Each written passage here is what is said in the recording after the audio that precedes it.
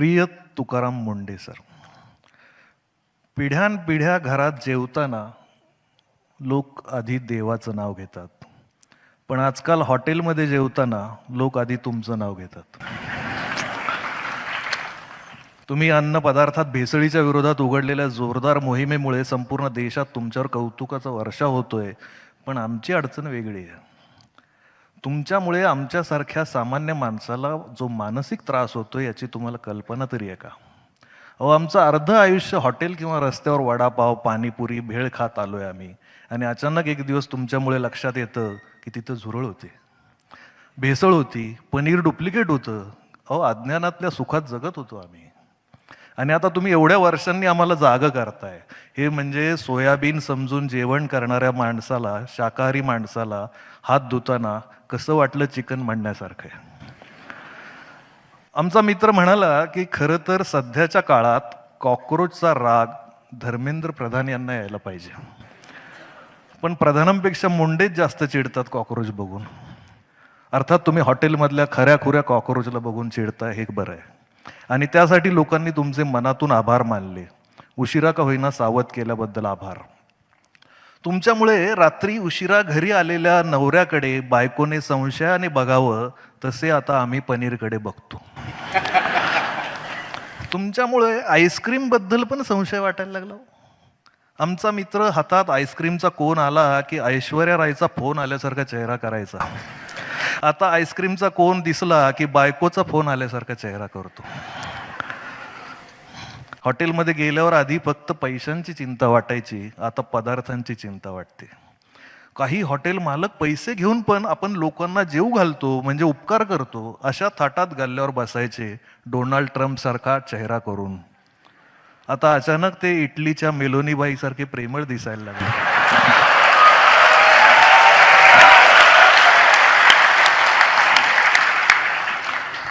भेसळ हा विषय तुम्ही इतका डोक्यात घालून ठेवलाय की आता आम्हालाही जिथे तिथे भेसळ दिसू लागली.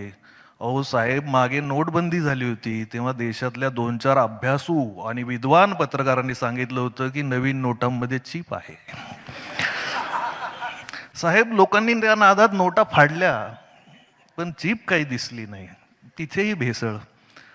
बातमीच्या नावाने आता न्यूज चॅनल सर्रास अफवा दाखवतात, पण पत्रकारितेतली ही भेसळ काही सहजासहजी थांबणार नाही. कारण कुणीतरी म्हणालंय, लोकांना मूर्ख बनवणं सोपं आहे, समजावणं अवघड आहे.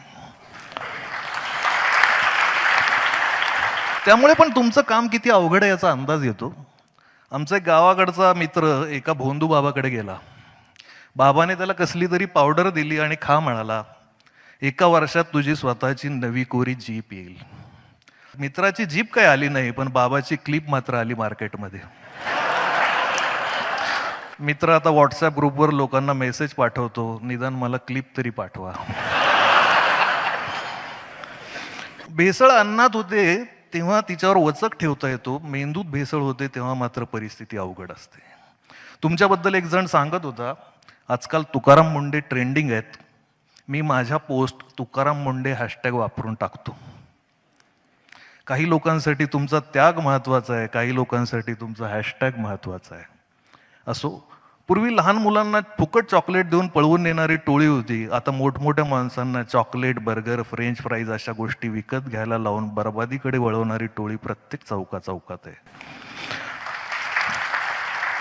पण आजही तुम्ही बघा, पाणी जास्त आहे म्हणून गावाकडच्या लोकांनी दूध रस्त्यावर टाकून दिलं. पण तुम्हाला एकदा तरी दारू रस्त्यावर ओतून दिलेले हरामखोर व्यापारी दिसले? तुम्हाला एकदा तरी गुटखा फेकून दिलेले नालायक शेठ दिसले? शेतीत कर्ज झालं म्हणून आत्महत्या करणारा शेतकरी आणि व्यापारात देशाला गंडा लावून परदेशात पळून जाणारे व्यापारी, लहान पोरांच्या खाण्यात रंगाची भेसळ करणारे लोक कधीच या देशाच्या तिरंग्याचे होऊ शकत नाहीत.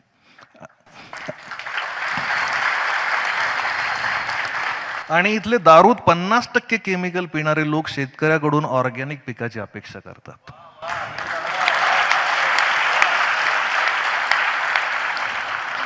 शहरात टोमॅटो केचप सडलेला चालतो, पण भाजीवाल्याकडे वांग किडलेलं चालत नाही.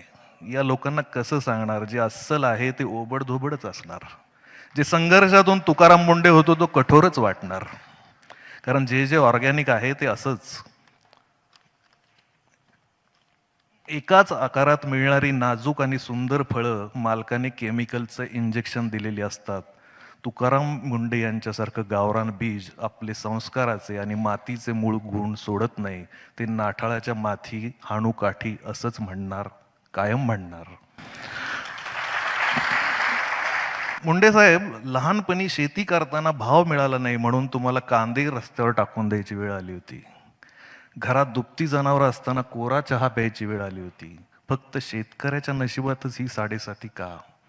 शेतकरी चळवळीत असताना शेतकऱ्याच्या कुठल्याही प्रश्नावर पाना फुटणारी ही मंडळी आम्ही बहुमताने मंत्रालयात निवडून पाठवली की भाकड का होतात? आम्ही ज्यांना गरीब गाई समजून धष्टपुष्ट करून विधानसभा विधान परिषदेत पाठवतो त्यांच्या भोवती वासरं नाही लांडगे कसे जमा होतात? आमच्या मतदानात पण भेसळ होते, जरा लक्ष द्या. मंत्रालयात 100 पैकी 99 शेतकऱ्याची पोरं म्हणून घेतात, पण 99 पैकी 91 शेतकऱ्याचे दुश्मन का होतात? मुंडे साहेब, तुम्ही या भ्रष्ट व्यवस्थेला धडा शिकवला. तुमचे आभार मानणार नाही, कारण तुम्ही तुमचं कर्तव्य केलं. पण ज्या गोष्टी तुम्ही केल्या नाही त्याबद्दल मात्र तुमचे आभार. तुम्ही सततच्या राजीनाम्याच्या दबावाला झुकला नाही, तुम्ही धमक्यांना घाबरला नाही, म्हणून तुम्हाला सलाम.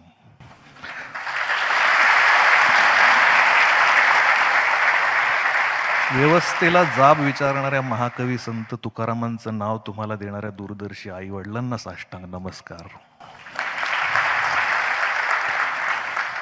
ताजा कलम.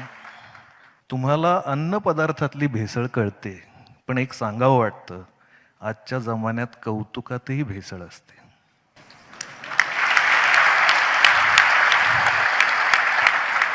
आणि कौतुकातली भेसळ कुठल्या लॅबमध्ये तपासता येत नाही. त्यासाठी तुमच्यासारखा शून्यातून सर्वस्व निर्माण करणारा माणूस सक्षम आहे ही अपेक्षा. तुम्ही सरकारी अधिकारी असला तरी खूप मोठे व्हा अशी प्रार्थना करण्यापेक्षा कायम आहात तसेच राहा असं आम्ही म्हणू. Role model. काही लोक आहेत तसेच राहणं हीच सगळ्यात मोठी बढती असते, प्रमोशन असतं. त्यांच्यासाठी नाही, समाजासाठी. धन्यवाद.